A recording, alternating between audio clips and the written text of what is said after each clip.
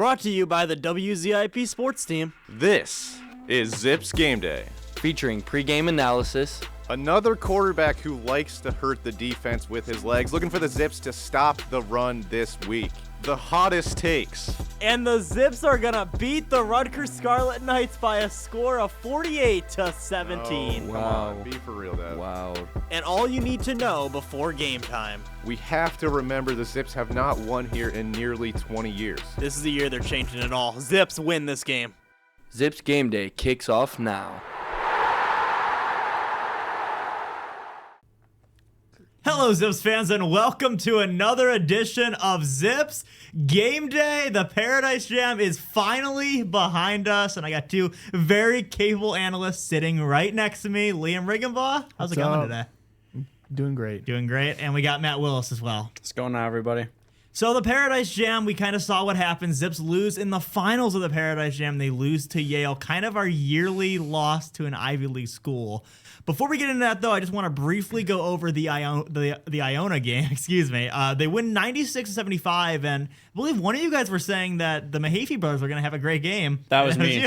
And they combined for over 20 points in the game. So I think good. that was one of my calls or locks or keys or whatever, so I will take that any day. Yeah, we take that and just, I guess, kind of devotion to accuracy. They actually combined for 36 points in this game.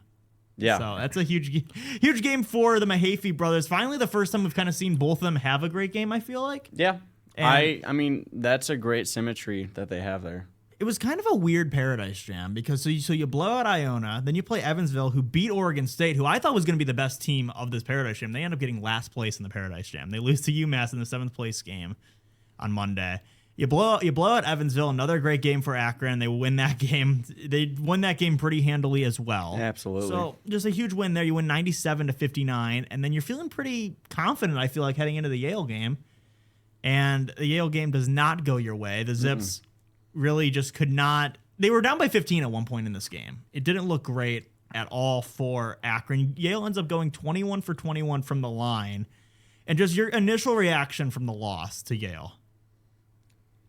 Yeah, I think it comes down to turnovers and fouls like it does a lot of the time. Mm-hmm. I mean, the Zips lose a turnover battle, and like you said, 100% from the free throw line. I mean, you got to give props to Yale there. Like, that's just executing from the free throw line. When you lose a 3-point game, that can make all the difference. Yeah, I mean, they were well disciplined, and that's good coaching to be able to make sure they don't give up any. And granted, we left 3 out there, but we also went 6 for 9. So I mean, I don't even, you're going to miss free throws here and there, but 21 straight in one game is quite ridiculous. Not in a bad way. That is just a great game for them on that aspect. But top to bottom, it was just kind of felt like it went back to what we were used to. Like, just looking at it, the Mahaffey brothers in the Iona game looked great. I couldn't tell you how they did in the second game. But this game against Yale, they combined for 9 points. Evan had 33 minutes played. Eric had 24, and just not a whole lot. I got to give props to Tavari Johnson and Shamash Scott though. Tavari Johnson put up 35 points. He completely led this team, led the game in scoring really, which is very impressive. And then Shamash Scott was second in the game as well with 25. But just as a whole, I feel like this really didn't feel like much of a team game because you did not get a lot from your bench this entire game. You had your most was out of Bowen Hardman with 9 points, 3 of 5 from 3-point. But, 16 minutes, 13, 17 minutes, 7 minutes, 1 minute from your bench, and it combines 13 points for the game, which that's I had to expect more, I guess. I don't know. Just was not the prettiest outing from the bench in that final game. A game like this makes me nervous because Akron as a team this season has kind of proved they cannot hit simple for free throws from the line. I understand 6 for 9 isn't horrible from the line in a game, but it just feels like when you're a team that wants to be in March, you want to be in the MAC championship, you want to be beyond that. I feel like that's going to come back to bite you. Well, it's you not can't about clean that making up. them too. 6 for 9 is not a great number, but you got to get to the free throw line more. You see Yale shoot 21 free throws this game. That's just being able to execute to a point where you're getting to the line consistently, and that's a lot on how you play offense and how disciplined you are with their offense and the type of shots you're getting, especially if you're getting a lot of shots inside the paint. So I think the Zips maybe need to focus on playing more inside out. I'm not really sure how you gotta. Cause sometimes it's officiating, like I get that, but you got to get to the line more than 9 times in a game, and that's on you as a team. Yeah, I mean, it definitely comes down to that.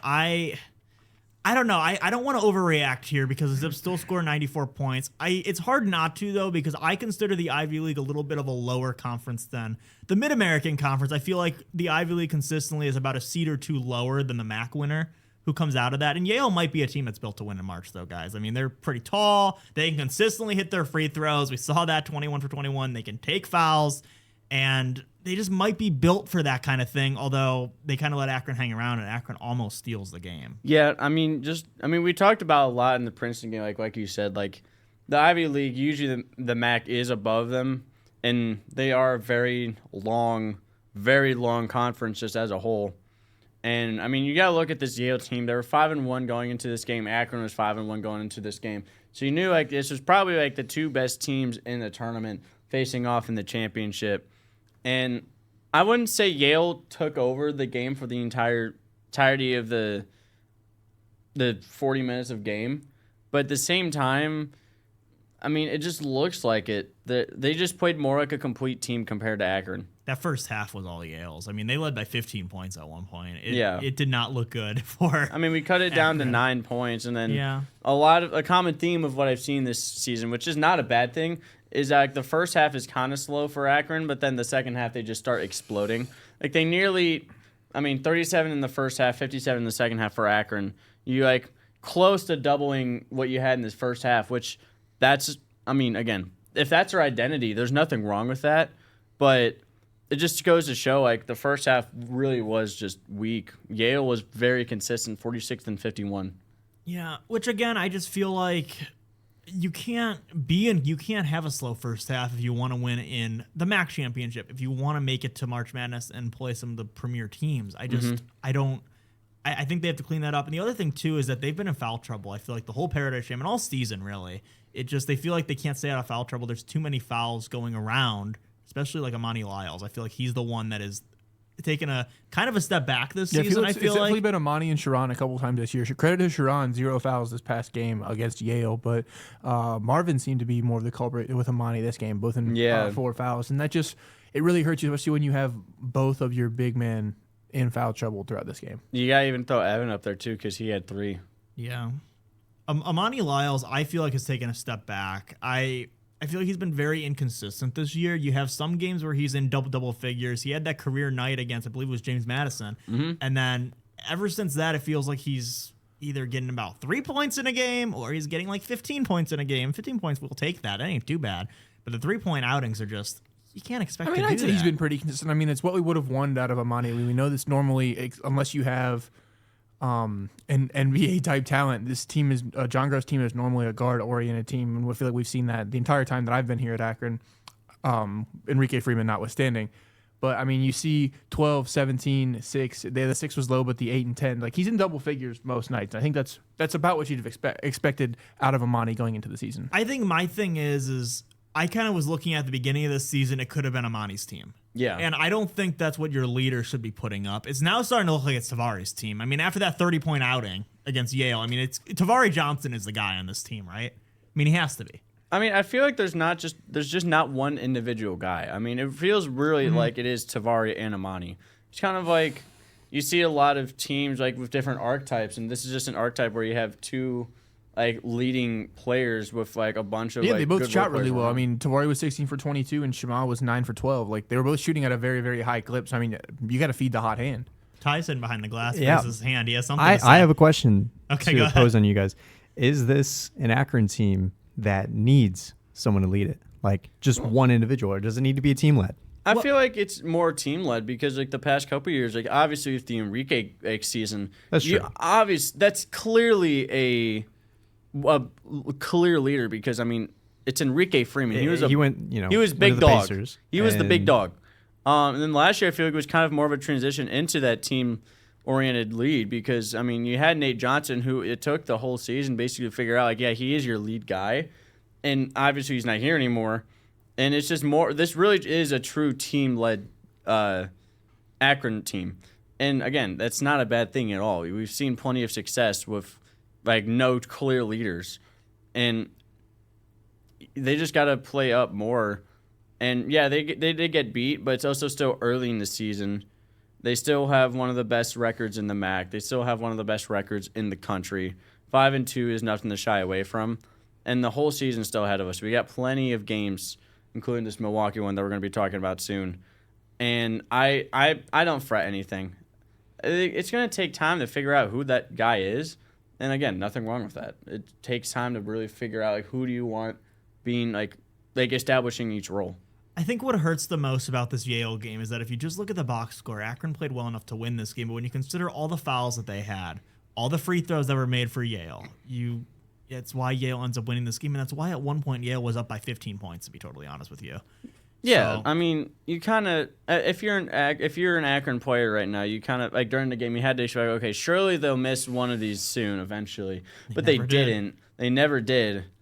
But again, either way, it really just came down to they just fouled so often, which just killed them. Yeah. And for me, to answer your question, Ty, I just feel like that if you don't have a clear number one guy, that actually probably favors you in March because in terms of if Tavari's the one who's expected to get 20 points every night, one of these big Power 4 schools are going to limit him.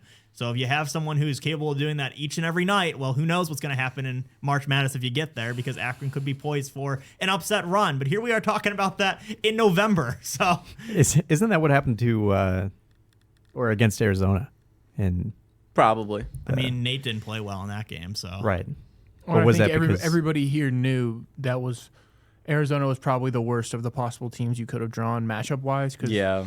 the Zips, especially last year, were a team where they like to get out and run. They like to play up tempo offense and get you in transition. And Arizona said, "Okay, we've been playing like that all year," and they just did it to a further extent with bigger guys. Yeah. So Like we didn't catch them off guard.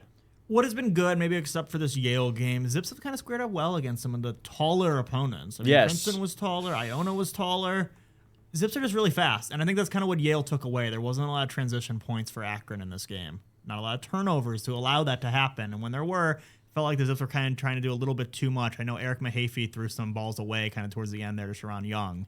That kind of made it a little worrisome, and the Zips end up losing this game. So any final thoughts on the Yale game before we kind of talk about this Milwaukee contest coming up here in a little bit? Yeah, I mean, it sucks to lose, but I mean, you lose by 3 points to a team that I think has a chance of going and playing in March. And again, you lose by 3, you put up 94 points. Yeah, the defense has got to be a little better, but sometimes these games don't go your way. We played a good team, you played well. The final result didn't go your way. It is what it is. We're 5-2. I'm more than happy with that. We're on to Milwaukee. Yeah, I mean, you gotta just look at the whole season as right now, like 85 against JMU, 104 against Princeton, 109 against whatever Penn State division it was, 79 against Purdue, 96, 97, 94 in just the Paradise Jam. Like, this Akron team will score. Like, it doesn't matter who they're playing against. They are just scoring on everybody right now, and they're putting up big numbers, which is a great thing, like early season sign of success for the rest of the season for the next 3 months. And hopefully they can keep this going because, I mean, 2 days ago was Thanksgiving. Yeah. So, it's Saturday. Black Friday was yesterday. Hopefully none of them are tired. Hopefully none of them are overstuffed. I mean, they should have been able to sleep the turkey come off by now. But, I mean, they got the advantage of being a home game here against Milwaukee. Just keep the scoring up. They've shown all to start the season, no matter their opponent, they're going to put up a big number. So just keep that up. It's a great sign. Yeah. So talking about this Milwaukee matchup, this being the 4th all-time meeting between the Panthers and the Zips, where the Panthers lead the all-time series 2-1. John Gross's all-time record against the Panthers, well, he's 0-1. Last year they lose to them 100-81 in the MKE tip-off neutral site game, but that game was in Milwaukee, I believe. So technically neutral site, but Milwaukee fans may have been there potentially. So they lose 181. Some notable stats from that game: Tavari Johnson, he scored 22 points off the bench. He had Sharon Young with 11. Shamal Scott had 10. Amani Lyles really struggled that day, only scoring 3 points. So just some notable stats, and just what are you expecting from those guys? All of those guys obviously played in last year's game, and they're going to be in this. They're going to have a major role you would expect in this game as well. Oh yeah, because I mean they have the experience against this team. I would expect that they're going to make a big leap forward, and it's going to be much better than how they did the previous game against them. Yeah, I mean that's pretty much like what you have to do there. So Milwaukee, a team that's pretty different. I mean, they've lost a lot of their players. Yeah, same thing the Zips have had to deal with. I mean, guys coming up from lower levels, guys getting plucked to play higher levels of basketball. One thing I thought was interesting was they have a guy on their team, Tate McKenzie, number 34. I used to watch his TikTok content. He used to try to flip houses, I think it was. But I remember him, and he used to be committed to Michigan State to play football. He played basketball with Amani Bates in high school, and now he's somehow at, I don't know, through JUCO, but yeah, somehow he's at Milwaukee. Hey, he made it there, right? They do have one player who returned. It's Danilo Jovanovic. I hope I'm saying that right. I kind of had the pronunciation ready because it's a fun name. He scored 8 points in 9 minutes in the game. So he played a little bit off the bench for them. He is a major impact player for them this year. He's led the scoring for some of them as well. So, he definitely is a huge factor for them in some of these games, but wasn't a huge factor in the game last year. No. So who knows what happens there. They're kind of having an odd year thus far. They have beat the teams that they were supposed to beat. And a lot of those games were against Division II schools or lower level conference schools. The one game that they kind of had an interesting test against, it was number 11 Texas Tech. They played really well in the first half, kind of fell apart though in the second half in that game as well. Just does that kind of concern you that they had a good half against the number 11 team in the nation, at least at that time, the number 11 team in the nation? I'm not really too worried about it because if you look at the rest of the games, they had a very weak performance against Wichita State, Indiana. A lot of these games have just been not great. Indiana. Yeah, but these are all very good teams that they're playing. Yes, that's kind of the other thing. Wofford, too. even being their fourth loss, is a team that is pretty routinely in the tournament. And then obviously Indiana's kind of in limbo in the Big Ten. I think they're kind of on their way back. Texas Tech, a very good program, and Wichita State, a very good program. So I think those are all 3 quality losses, regardless of their less than stellar showing. The Texas Tech game is what concerns me just a little bit because you lose 80-63. You played well in the first half, I think well enough. You kind of fell apart in the second half in that game.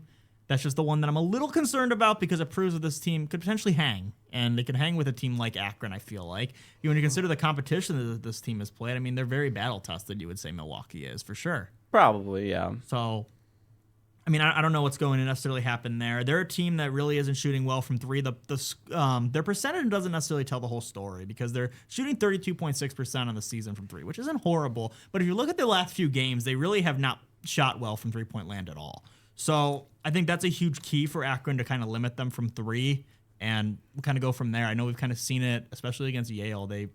Akron did not really do that, limiting teams from 3. So we got to make sure we definitely do that. What do you guys kind of say? You think that's a huge thing that they got to do here? Yeah, I mean, you got to tighten up the defense. Giving up 97 points is not a winning recipe. Yes. Regardless of how many you can score. Because, yes, the Zips team can score, but 97 is a lot to overcome. If you give up 97 or more points yet again, you're not going to win this game. Yeah. Yeah, I feel like that should be the primary focus for at least the next month in practice is to really, figure out what clicks for them on defense and just shut down teams. Because they were doing that to start the season, and the last few games weren't the brightest, or mainly I'll give credit Purdue, that's hard to shut down, but then this Yale team, Yeah. So, I mean, there is a lot to work on, but I think this is going to be a good test for Akron. Because if they can shut down that 3, I think they can win this game pretty handily. Yeah. Do you guys remember Seth Hubbard? Nope. Toledo Rockets, Western Michigan Bronco. Oh, yes, I do know. Well, he is a player for this Milwaukee Their leading team. scorer. Yeah. Yes. MAC semifinal match last year, he recorded 28 points in 31 minutes. That was off the bench. He shot 8 for 14 from the floor, so he's had some success against Akron in the past. In other games against Toledo last year, didn't really play all that well. He only had about 4 points off the bench in the game on January 14th, 8 points in the game on March 4th as well. That game didn't necessarily matter as much for Akron.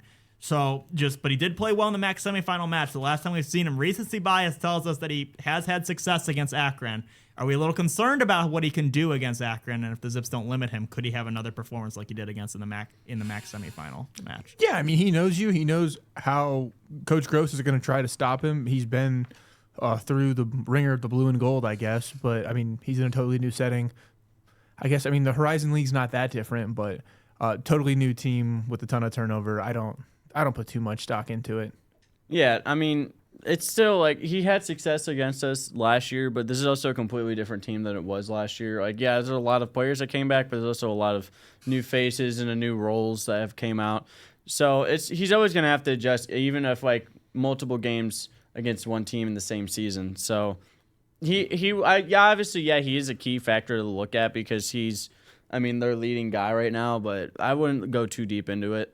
Yeah, I'm just a little concerned because he did play very well. He kind of took over the game off the bench, that Toledo game. But if I remember right, that Toledo MAC semifinal game was not as close as the final might have indicated. I know Akron won that game 100-90, but I think Akron kind of took over that game in the first half, if memory serves right. Yeah, no, I do recall like that was it was a pretty big blowout at the start, and then Akron started to let up, but they still held together to win the game and move on. Yeah, they moved on to the MAC championship, which I remember what happened in that game. Hey, we won. Yes. I remember that. So I'm a little concerned just because he had a little bit of success against Akron last year in March. So, who necessarily knows? He's kind of a starter But just as now. much as he knows us, we know him. So exactly. That's a good point, too. And we have shut him down with Toledo last year. He really didn't play well in any of the other games. I guess he scored 8 points in the game in March, but that game didn't really matter as much. It just didn't because Akron already had everything kind of locked down at that point. So I don't know. What are you guys' keys for a Zips win against Milwaukee? How can the Zips get their 6th win of the year? Kind of like I already said, just the primary focus is defense. If they can shut down that perimeter, be shut down that perimeter D and just keep paints points in the paint to a minimum, I think they can take this game pretty handily. You just keep doing your thing on offense, but focus is defense, defense, defense. Ty, do you have a key? Yeah, we lost to Yale. You cannot let that affect what's going to happen in this game. Stealing my key. Yeah. Just got to keep doing what you're doing, like Matt said. Tafar Johnson, he's got to be someone you have to look for.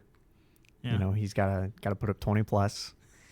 I don't know. I think we'll get him. Obviously, I think the Zips are a good basketball here in the MAC, and it's early in the season. So if we lose, it doesn't define. The Zips are a good basketball. Doesn't Liam? define anything just yet. Yeah, I guess just really hoping that the jet lag doesn't get to you.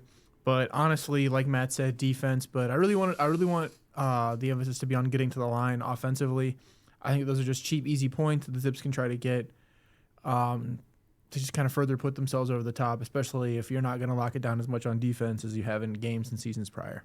Yeah, I think for me, I was going to say don't let a disappointing loss bleed over. Ty kind of took that one from me, so I'm going to say I think Amani Lyles has to play well in this game. I think Tavari Johnson has to have another good outing as well for the Zips to get a win today and have their 6th win of the season. What's your guys' lock of the game? Give it to me, Matt. I like Amani Lyles to be the leading scorer of this game. Everyone's going to be eating their Thanksgiving leftovers while Amani brings the boom on this. So I like Amani to be the leading scorer of this game here. He's going to be the key winner for the Akron. He's bringing the extra food. You got to feed him. Yes, sir. That's basically what has to happen. Liam? I think we had a pretty weak showing from the bench against Yale. So I think my lock of the game is that the bench bounces back. I think we get 30 bench points this game. I like 30 that. bench points. That's a big number, and that's a big Any W. specific player, like Bowen Hardman, Sharon Young, or is it just going to They're kind of be a going group to do it. effort? I don't think any of them honestly see the floor and get enough shots enough for any of them to single-handedly score 30. I mean, yes, you will ride the hot hand if somebody's not missing, but if I had to pick one person, it's probably Bowen Hardman. Like you go with, I love you the go Bowen with the sharpshooting experience. flamethrower. Like you just hope he gets hot, but Yeah. I think they combine for 30. Ty, do you have a lock? I'll go over 70% shooting from the line. Okay, that was actually really important because the Zips really haven't played well from the line this Right. season, I feel like. I think Tavari Johnson, he's over 20 points in the game for sure. So the prediction standings, you got Liam, you're 4-0. Matt, That's what we do. you're 4-0 as Got it well. first right now.